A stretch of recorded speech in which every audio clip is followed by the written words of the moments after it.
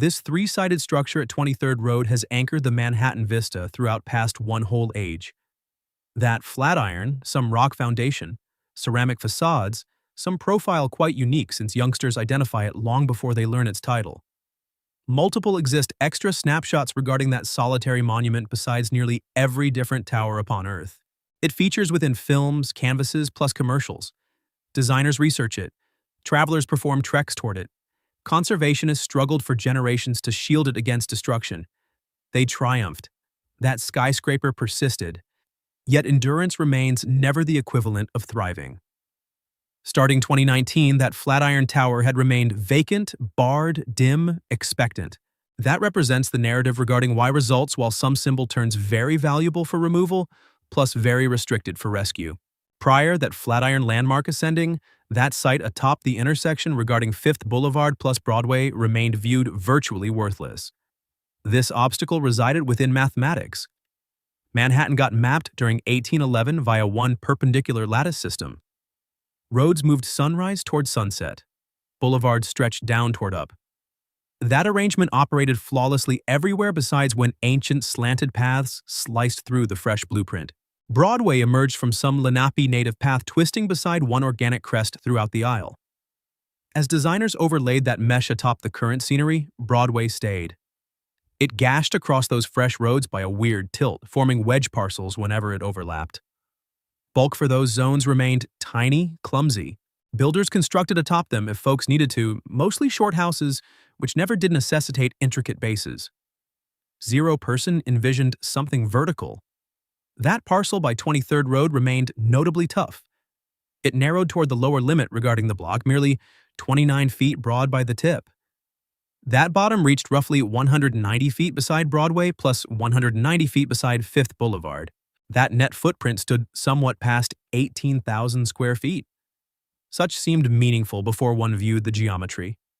Some lengthy, thin sliver, improper for regular workplace utility. During bulk for the 19th era, one low domestic house sat atop that location.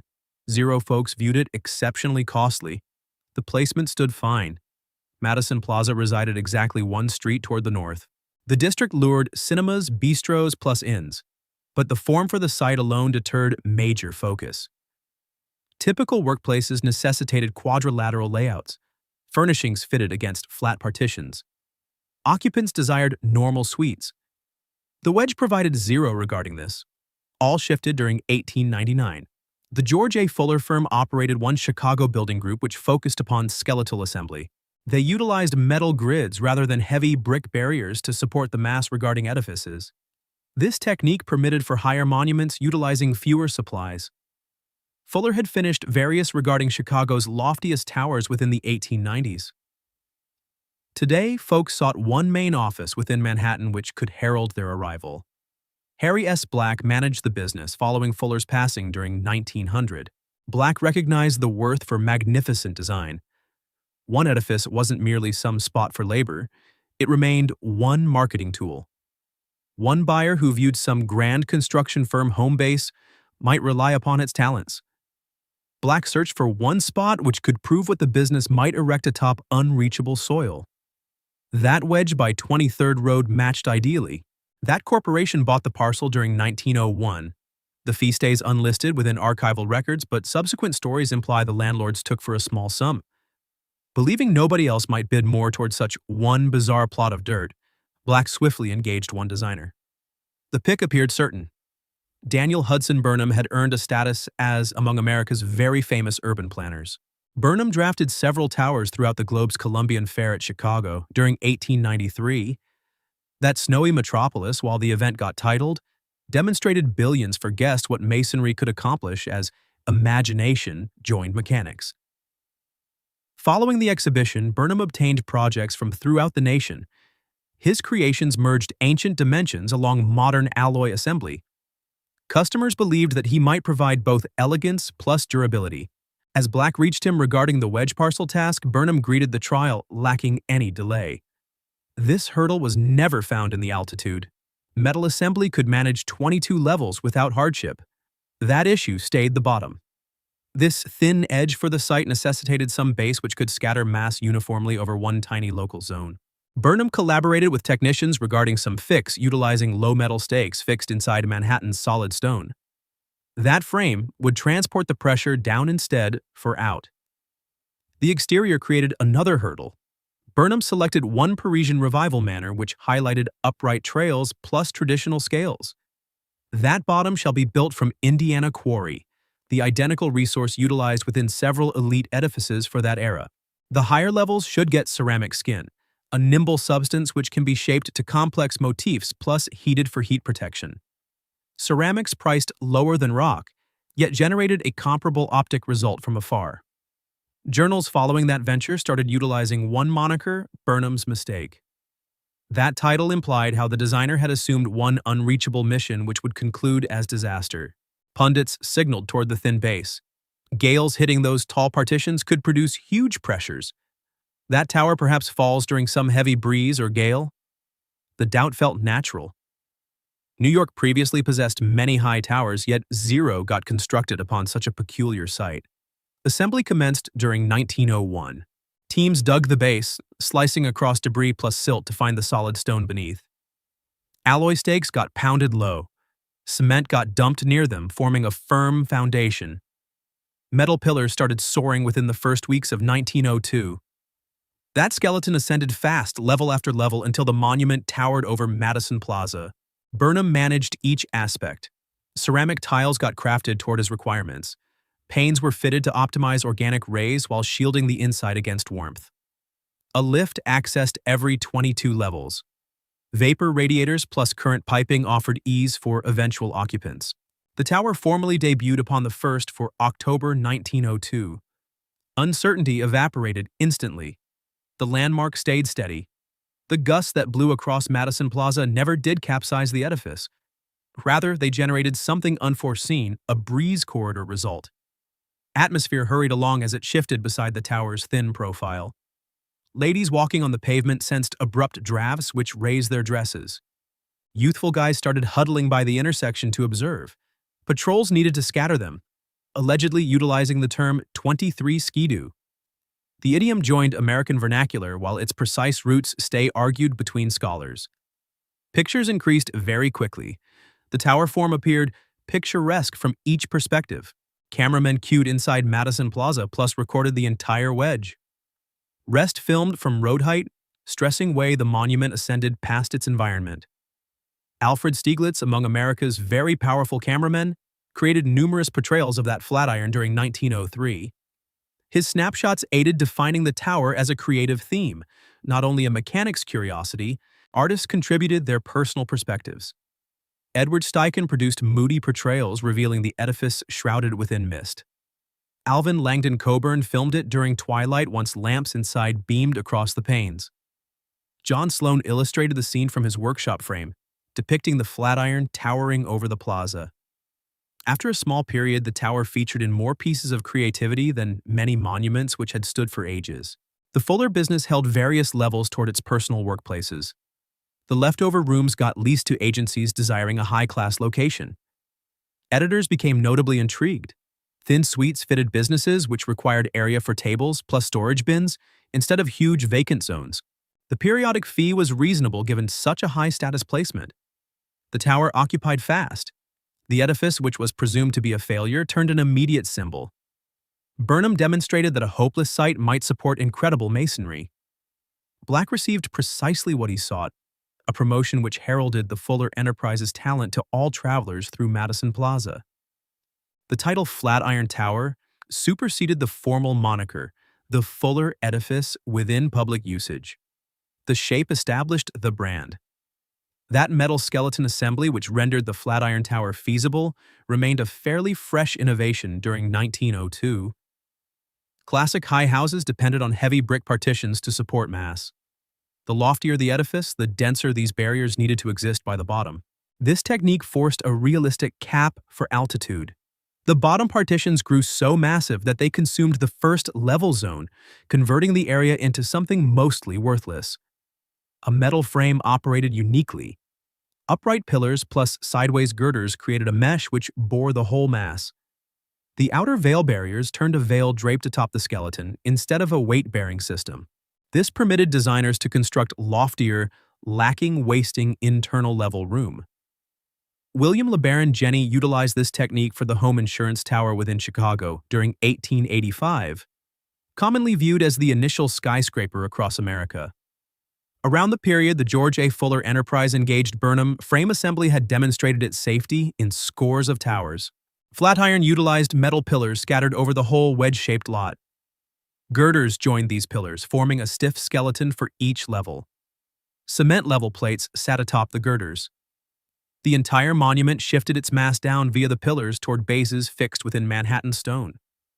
The outer veil barriers got fastened against the metal skeleton, yet they bore no engineering pressure. The selection for ceramics toward the top exterior mirrored functional thoughts. The substance sat airier than rock, decreasing the net mass the frame needed to carry. Pottery might be carved into ornate shapes prior heating, allowing designers versatility with style. Following heating at great heat, the resource turned flame-proof, a vital aspect during an age while tower blazes stayed a chronic danger. Indiana Quarry covered the 4 bottom levels, offering a firm, classic foundation that signaled strength plus status. Burnham drafted the exterior with 3 upright tiers. The foundation reached over 4 levels using rock partitions, plus huge main-level panes for stores. The central part soared between the 5th toward the 18th level once ceramics mimicked pillar-style motifs, which lent the edifice a lofty highlight. The peak featured the final 4 levels, using elaborate ceramics plus a jutting ledge which finished the monument. This arrangement was traditional in scale, although the supplies in the building process were contemporary. Glass occupied much of the wall surface. Business towers demanded plenty of organic rays. Power functioned yet remained costly plus temperamental.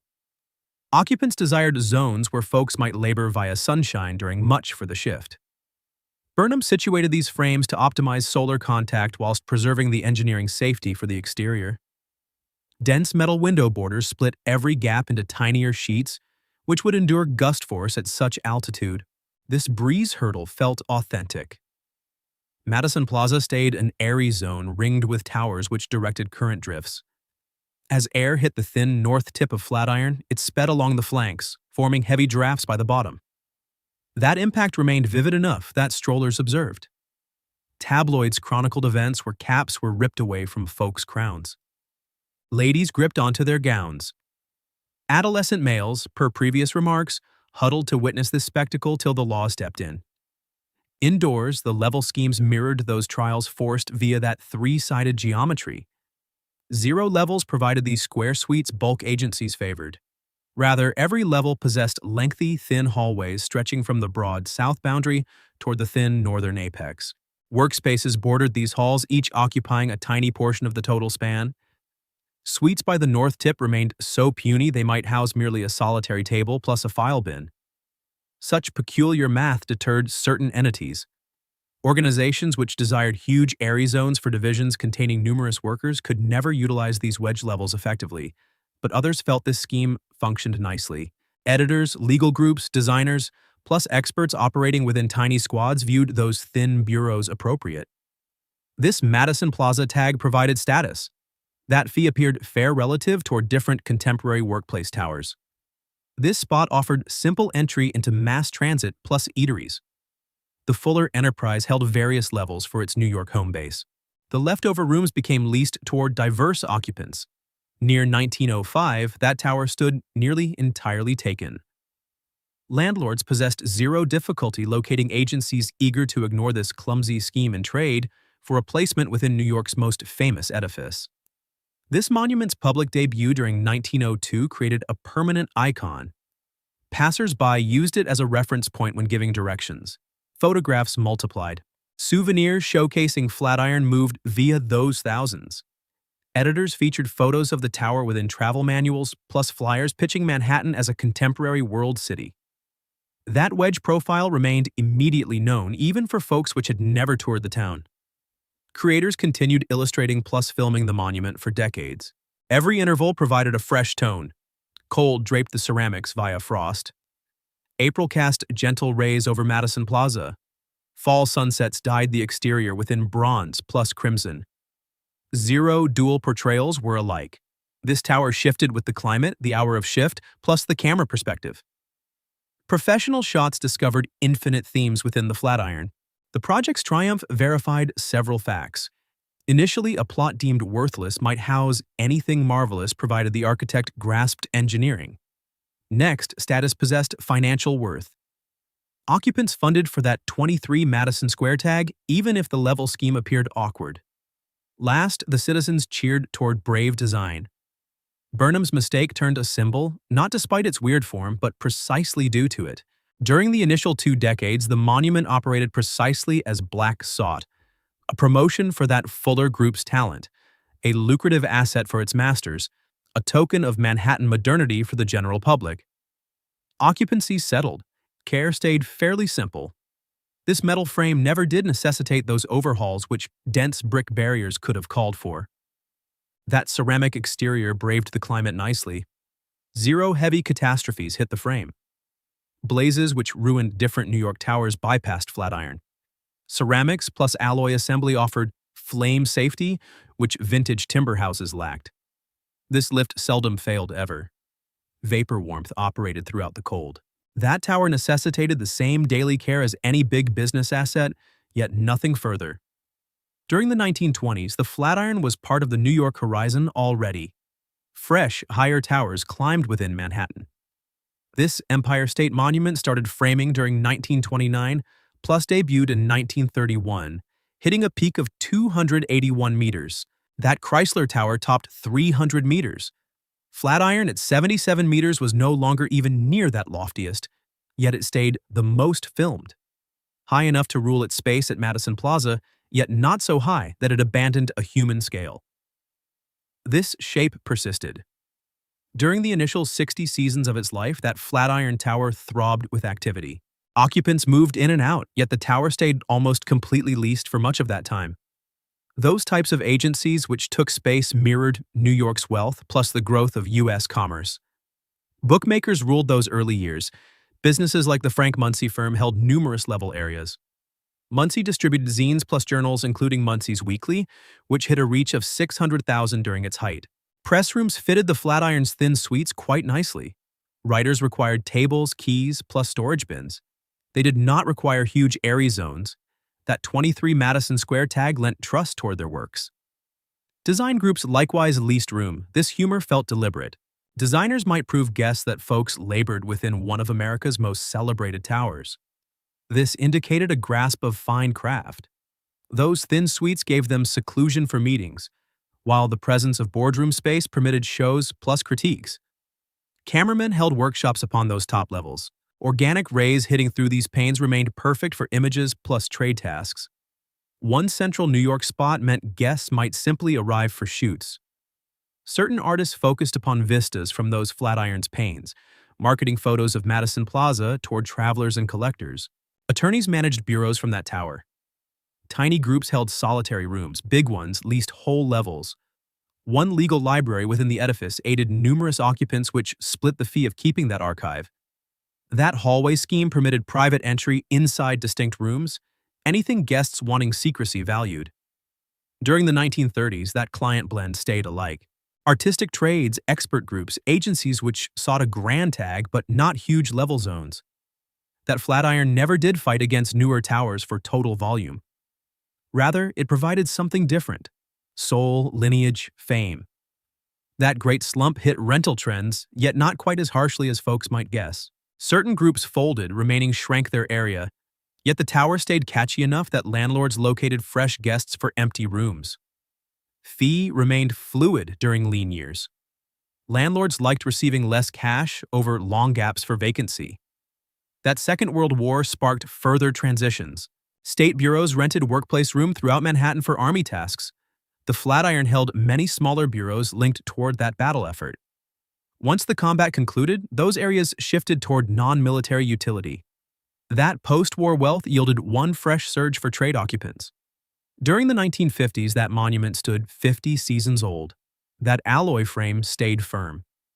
That ceramic exterior had lasted nicely, although certain tiles required swaps where dampness induced many splits.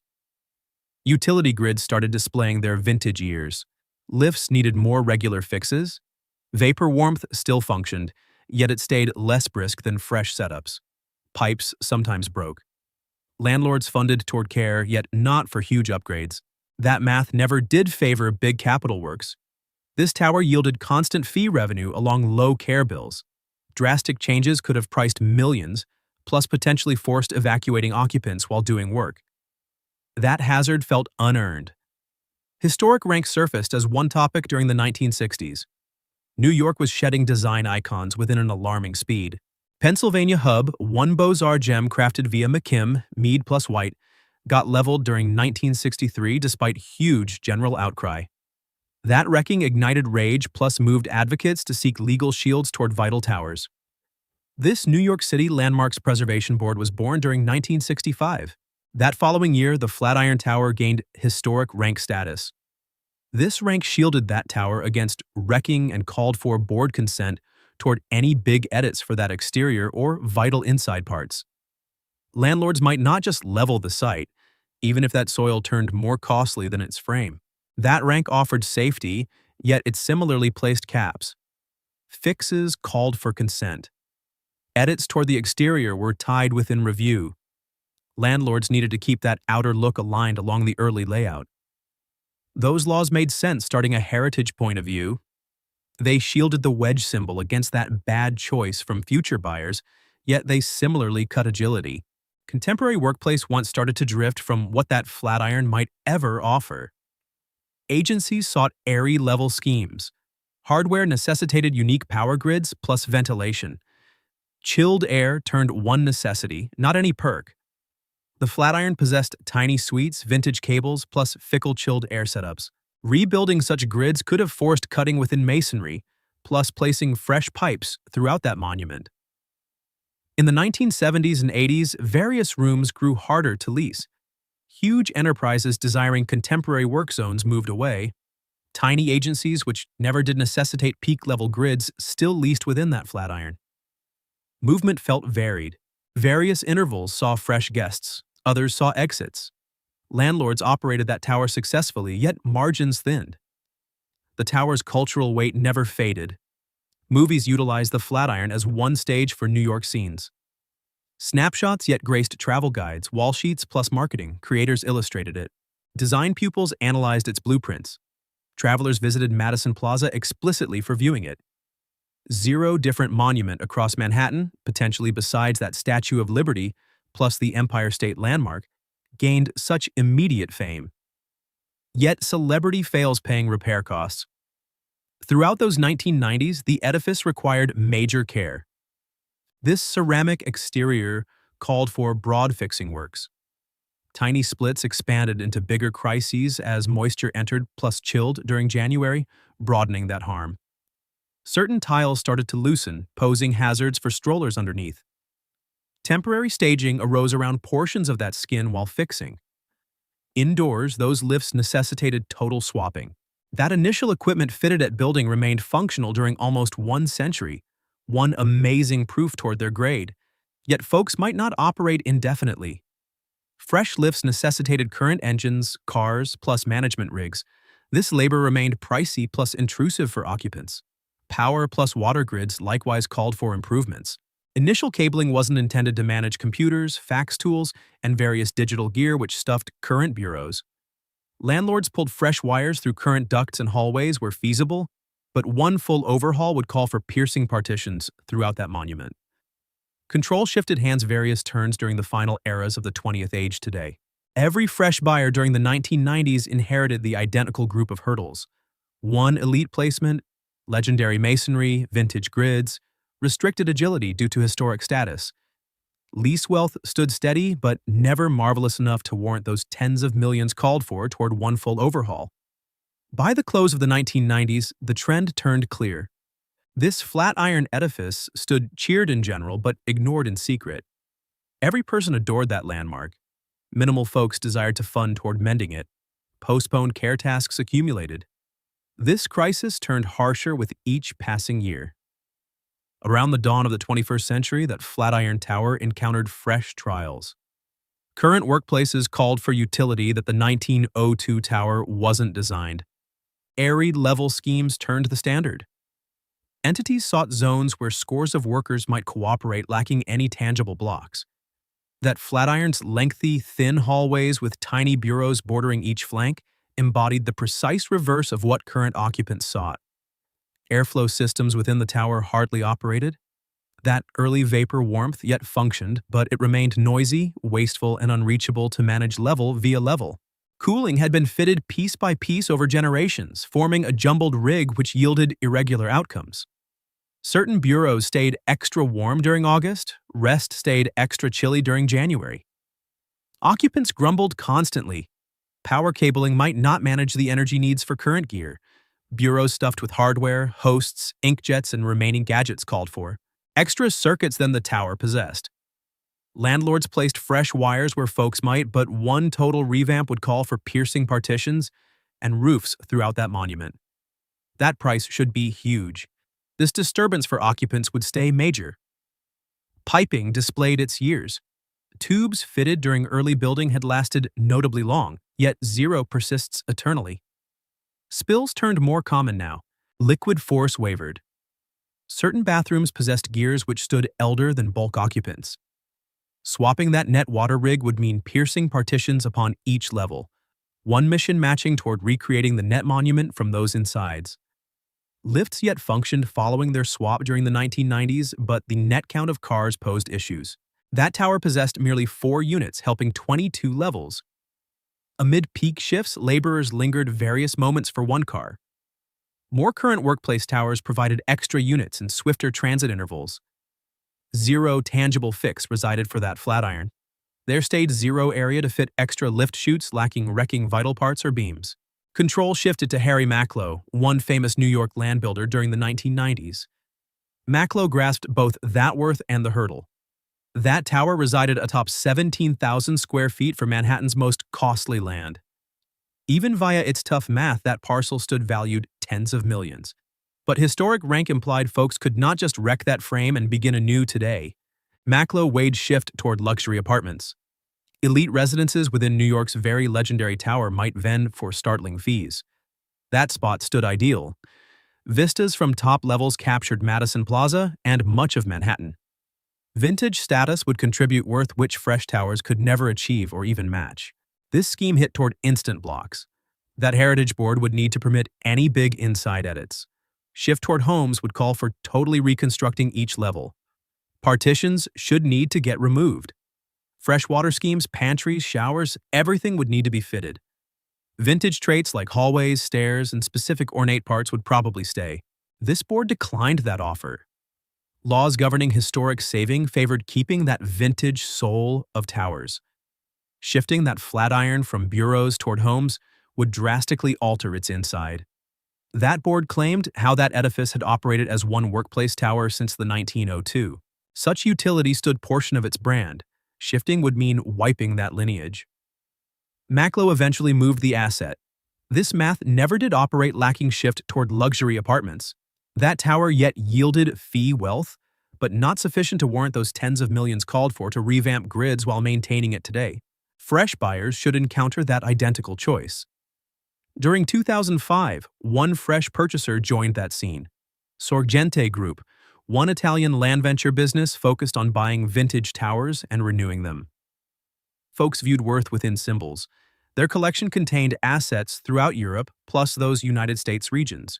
This Flatiron matched their venture style: legendary masonry, top spot, hope for lengthy worth growth.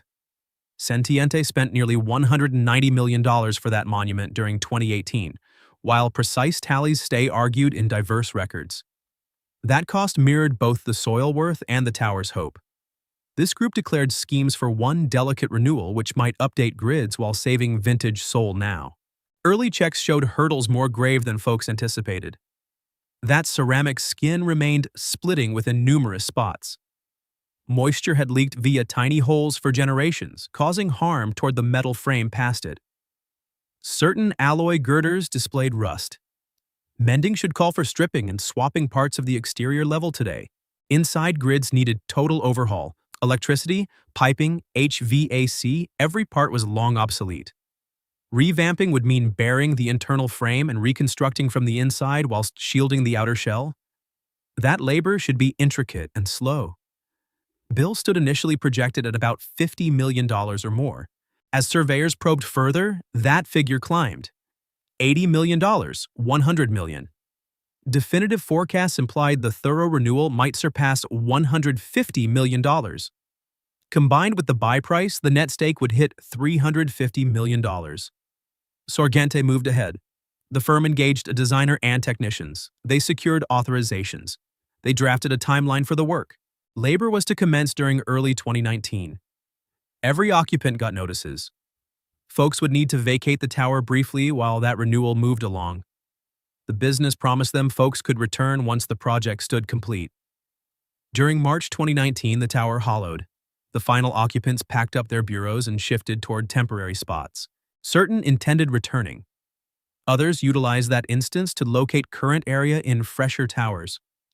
That Flatiron edifice, for the primary turn since 1902, stood silent.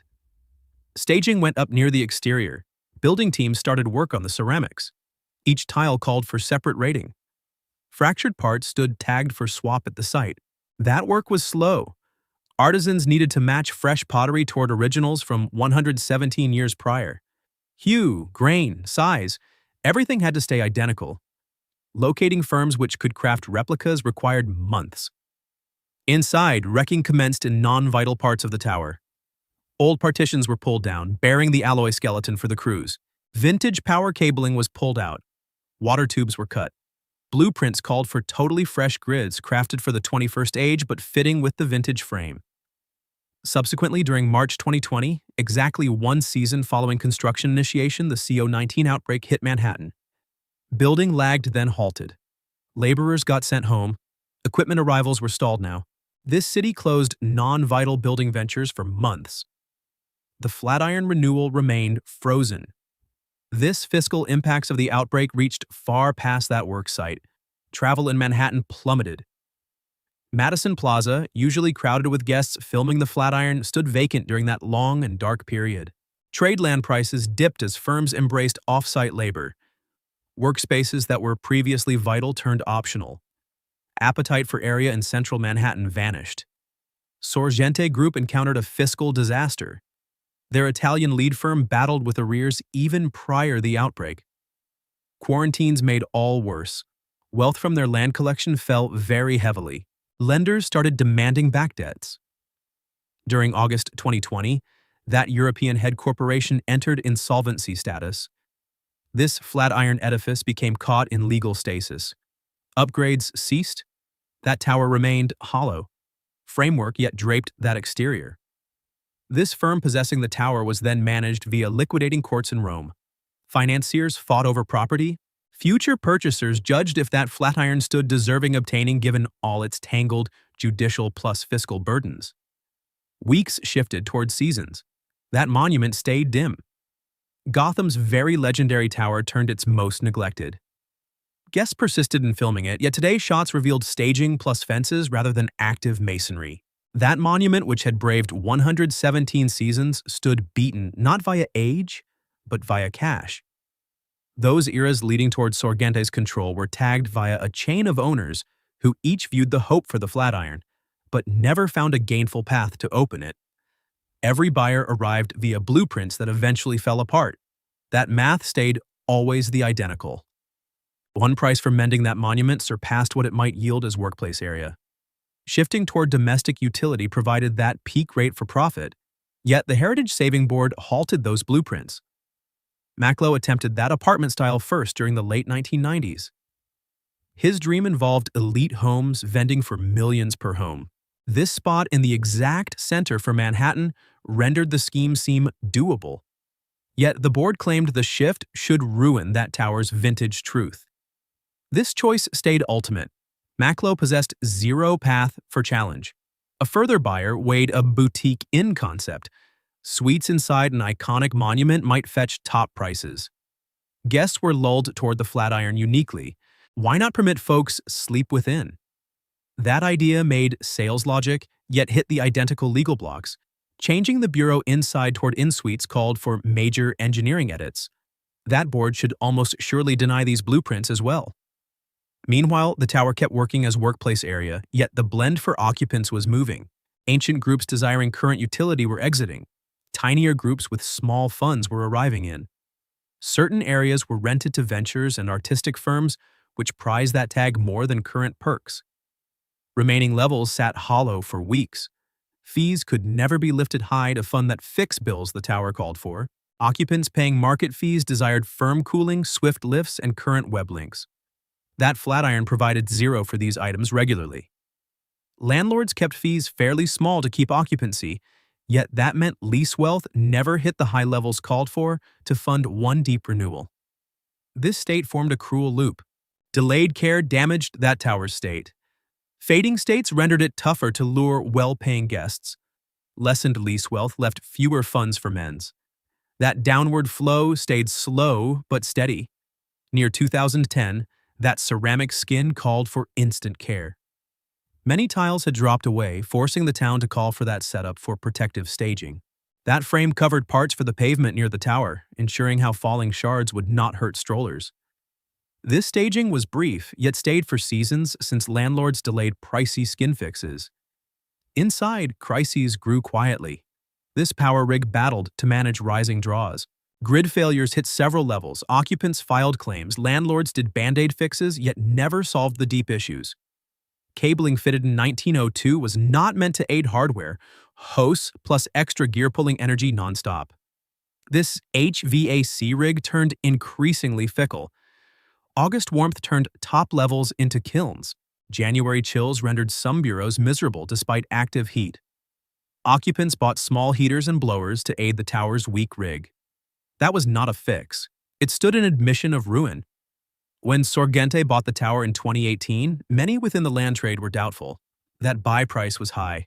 Visible renewal bills were vast. Hidden bills might be higher yet. But Sorgente had skill with tough vintage assets. They handled works others viewed unreachable.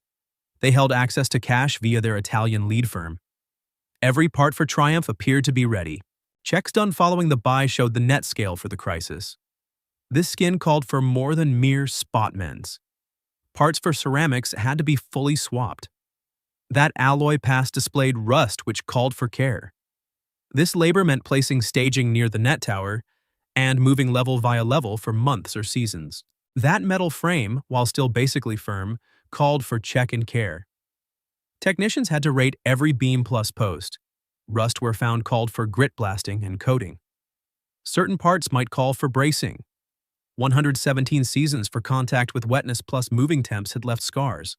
Those bases stayed firm. Low metal stakes placed within Manhattan stone during early building still did their task. That stood a rare happy point in a long list for vital mends. The tower's bottom needed zero work. Everything past it did.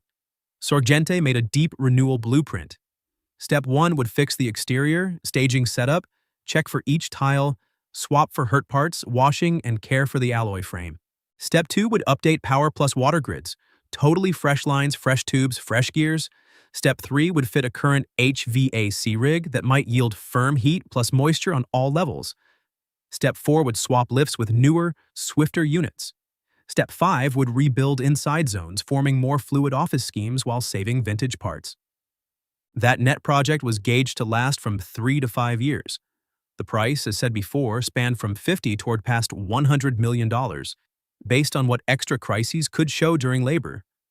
Sorgente found cash from both its Italian lead firm and lenders who saw worth in a well-done renewal for an iconic tower. During March 2019, each step was ready, permits given, builders hired, plans okayed, guests moved. That tower emptied for the primary turn in its life. Staging started rising along the skin. Teams hit work. Early gain was hopeful. Ceramic tiles were slowly pulled and sorted. Hurt units were tagged for substitution. Solid pieces were washed and kept for resetting. This alloy frame beneath was shown for the primary turn since 1902. Technicians ran checks. Bulk of the frame was in better shape than dreaded, although certain spots called for care. Indoors, wrecking moved in non-open zones. Vintage grids were pulled, fresh ducts were set, power chambers were emptied and set for current gear. This labor was foul, loud, and slow, yet moved per plan throughout those initial weeks. Subsequently, in March 2020, that outbreak halted all. Manhattan hit quarantine. Building laborers were sent away. Building zones near the town hollowed. This Flatiron added thousands of different ventures stuck in spot by the medical crisis. That break, which was meant to last weeks, moved into seasons. Even once building began, crew count limits and safety rules slowed gain. Gear orders meant to reach from near the globe were late or nixed. Trade nets broke. Plans turned empty. Yet the fiscal hits of that outbreak were far harsher for Sorgente than building stalls. Their land collection near Europe plus those United States hit heavy wealth drops. Bistros, retail units, and bureaus shut. Guests halted paying fees. Asset values dipped. One firm which had seemed cash stable in 2018 met a money crisis by mid-2020. Sorgente's European lead group held heavy arrears even prior to the outbreak. Lenders who had been calm during fine cycles turned loud when wealth fell. They sought pay. That firm lacked the money. During August 2020, Sorgente SPA entered insolvency in Italy. This Flatiron edifice, held by Sorgente's U.S. branch, was consumed within failure files. One Rome court held power over the group's goods. Lenders filed cases. Future buyers started hunting, judging if the tower might be won at a bargain from the failed firm. Renewal never truly restarted. Certain labor moved bit by bit, yet lacking firm cash and lead, gain was tiny. Staging stayed. This tower stayed dim. That most filmed tower in Manhattan stood stuck, unable to move ahead, unable to return to what it once was. That COVID-19 outbreak did not solely halt the Flatiron renewal. It altered the net wealth of trade land in New York. Firms that formerly called for bureaus for each worker found that off-site labor worked better than folks had guessed. Talks moved over video. Files were shared via clouds. Output did not drop as harshly as bosses had feared. This fact had prompt effects. Groups that formerly rented whole levels of office area started to cut their footprint. Certain leases were not kept. Others were changed for smaller zones. Appetite for bureaus in central Manhattan fell sharply. Tower owners near the town saw empty ratios climbing to levels unseen for ages. For the Flatiron edifice, which already stood hollow, that hit was distinct.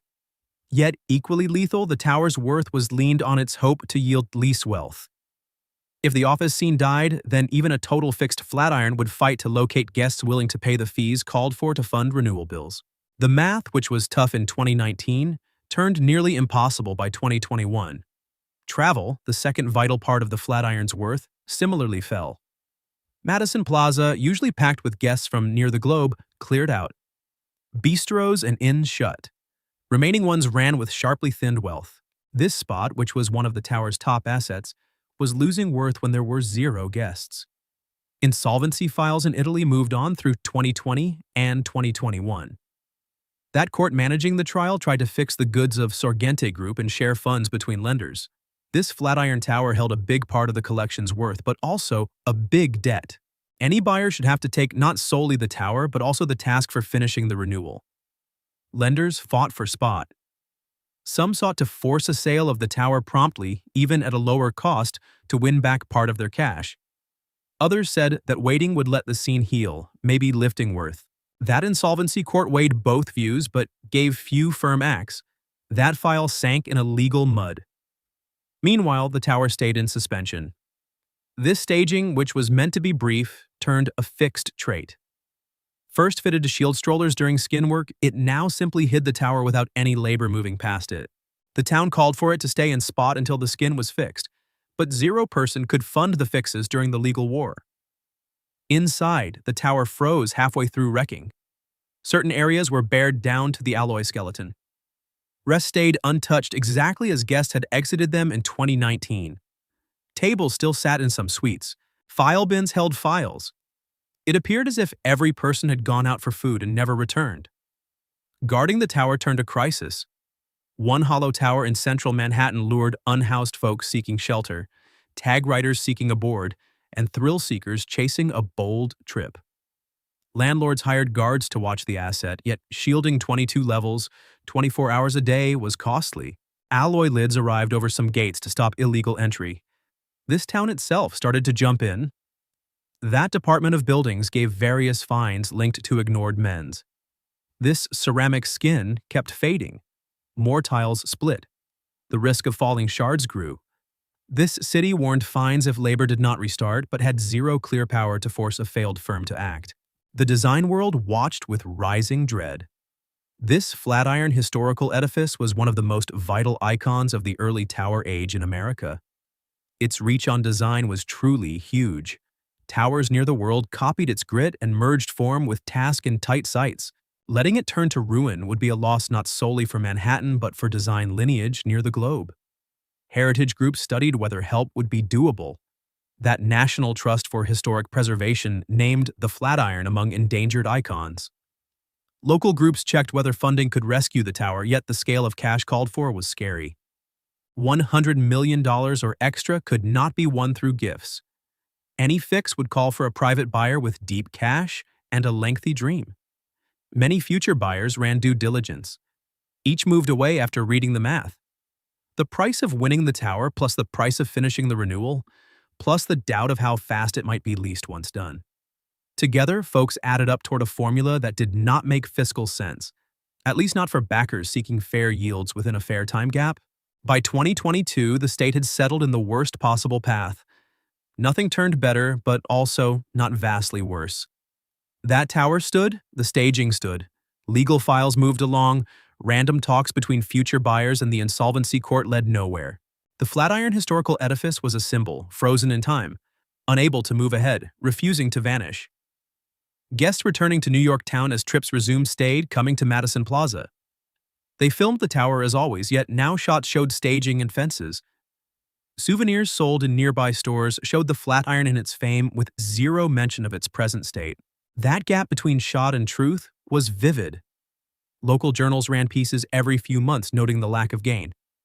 Each piece said the identical tale with slightly varied points. That tower remained hollow. This insolvency file stayed open. Renewal was unset. Future buyers were watching, but zero person was making a bid. The narrative remained gloomily steady. Around 2023, fresh hurdles emerged. Certain lenders involved in the insolvency trial claimed that the extended pause was reducing the property's worth. As the tower remained vacant longer, filling it with occupants eventually would turn tougher. The workplace sector in NYC wasn't healing as fast as dreamers had guessed. Off-site labor stayed trendy. Numerous firms had lastingly cut their workspace needs. A fresh phase of talks started between the insolvency judge and keen groups. Several lenders sought to drop the listing cost for the monument to lure real purchasers. Others fought this, claiming that vending at a sunk cost would defraud folks due cash from Sorgente. The judge listened to points and assessed choices, yet gave few firm rulings. During 2024, news broke that a team of Manhattan builders was making a squad to possibly acquire the tower. The scheme reportedly meant completing the renewal and then shifting certain levels to varied utility, joining bureaus with art or school zones. The Heritage Saving Board would need to permit any shift. Yet early chats implied a willingness for novel fixes that would save the monument while letting it work fiscally. When this tale was penned in early 2025, zero final pact had been aired. The tower stayed in the grip of a body managed by the insolvency court in Rome. Talks moved on. Future owners judged choices. The town counted fines. Saving squads watched, and the Flatiron edifice stood quiet, its panes dim, its halls hollow. Gotham's most known symbol caught in the deepest pause it had ever faced. The void of the Flatiron edifice shows a puzzle found in vintage saving. The tower got legal shield exactly since it mattered artistically and socially. Historic rank was meant to grant its life. Rather, that shield made limits that rendered gainful utility almost unreachable. The tower cannot be leveled, but it similarly cannot be easily changed to current needs. The math is harsh. A fix needing past $100 million must yield enough lease wealth to warrant the stake. In peak sector states, workspace in the Flatiron might lease at top fees due to spot and fame. But the edifice fails, giving what current groups need. Airy-level schemes stay unreachable due to the wedge shape and saving rules tied to keeping the hallway scheme. High-level tech grids would have to be forced into a tower drafted prior to hardware, cooling, or current signal rigs. Even if these engineering hurdles got solved, the topic of appetite persists. The workplace scene in NYC following the outbreak has basically shifted. Groups call for less area. Off-site labor has turned a fixed trade in numerous trades. Empty ratios in top-tier towers throughout Manhattan have climbed. Rivalry for guests is fierce. The Flatiron should fight against fresher towers, providing all the Flatiron misses at similar or lower fees. Shift to domestic use provided a possible fix, yet the Heritage Saving Board steadily denied such schemes. The laws stay not random, they live to shield vintage traits from ruin in the sake of gain. The Flatiron has operated as a workplace tower since 1902. This constant of utility is itself vintage. Changing the inside into homes would wipe this lineage. The puzzle grows sharper. The harshest shield forms the biggest hazard. A tower that cannot yield wealth finally decays regardless of how many law papers shield it from wrecking. Saving calls for care.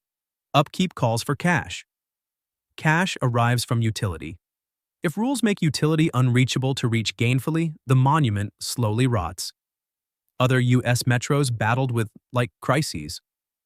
The Woolworth Tower, another early monolith in downtown Manhattan, endured seasons of fiscal hardship before a builder finally shifted the top levels into elite apartments in 2015.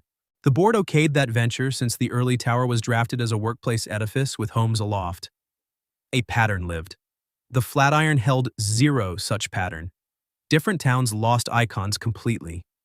The Singer Tower, once the loftiest edifice on Earth, got leveled in 1968, prior to saving laws shielding it. Pennsylvania Hub, as noted before, dropped in 1963. These wreckings stunned general awareness and led to the birth of the Heritage Board. Yet now, advocates faced a distinct hurdle. Guarding towers from wrecking was a triumph. Locating a path for these frames to exist fiscally was a tougher trial. Some gurus imply that rules need growth. Stern strictness to early utility can doom towers to ruin by apathy.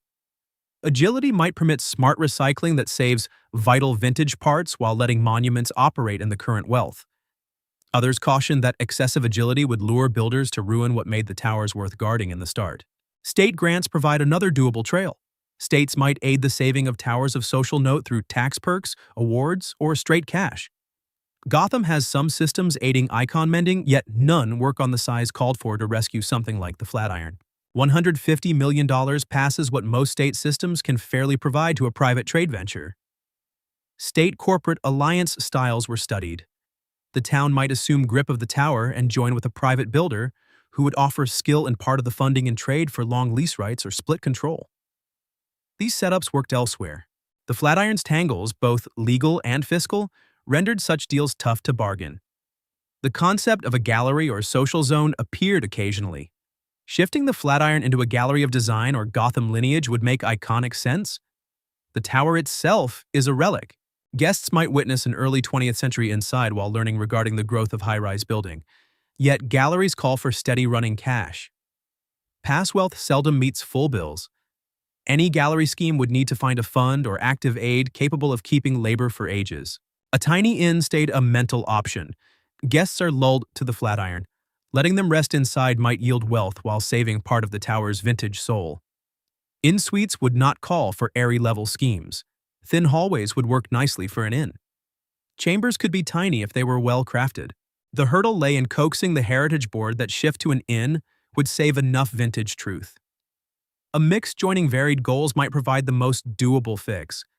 Bottom levels might stay bureaus or shift to social zones. Center levels might turn into an inn. Top levels, where vistas were most amazing, might possibly turn to homes if the board could be persuaded that small shift was vital for the tower's life. Such a mix of utility would branch wealth flows and cut the hazard of leaning on a single scene. None of these choices were fully studied since control stayed stuck in insolvency files. The judge in Rome managing Sorgente's goods could not keep the tower endlessly, but also could not vend it until lenders hit a pact. Meanwhile, the Flatiron stood quiet, its tomorrow hazy. Lineage offers both alarms and hope. Many towers braved trials that appeared lethal. Mar-a-Lago, noted at the start of this tale, faced wrecking in the mid-1980s. The masters could not find a path to keep it fiscally. Wrecking teams were set. The house lasted since someone found a style that worked. Shift to a private club was debated but yielded the wealth called for to keep the land. The gap lies in law. Mar-a-Lago did not battle with the limits of the Heritage Board. The master held the liberty to change the asset in a path that made fiscal sense. The Flatiron lacks this agility. Its safety is also its cage. The humor is that the tower's fame might be exactly what blocks its life. If the Flatiron were less legendary, it might have been updated or changed without general gaze. But every offer regarding one of America's most known towers lures notice, talk, and fight. Interest squads verify that every plan is checked. The Heritage Board must move carefully, aware that its choices fix patterns. By 2025, the Flatiron edifice stayed in stasis. Tangibly, it still exists, its alloy frame firm despite seasons of apathy. The ceramic skin is fading, yet slowly.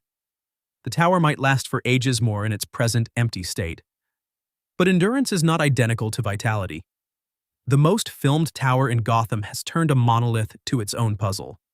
Too vital to let vanish, too bounded to build gainfully, too famous to change softly, shielded by law that ensures its shape, but not its destiny. Its void is both sorrow and alarm. Symbols are not endless. Glory does not fund upkeep costs. Safety without truth is just a sluggish path to ruin. Will the Flatiron brave another age? Virtually surely yes. Will it ever exist again as a working monument full of folks and intent? That stays a query without a reply. In these two topics lies the rift between heritage and vitality, a rift that grows with every season as the tower stands dim and quiet, expectant for a fix that never seems to arrive.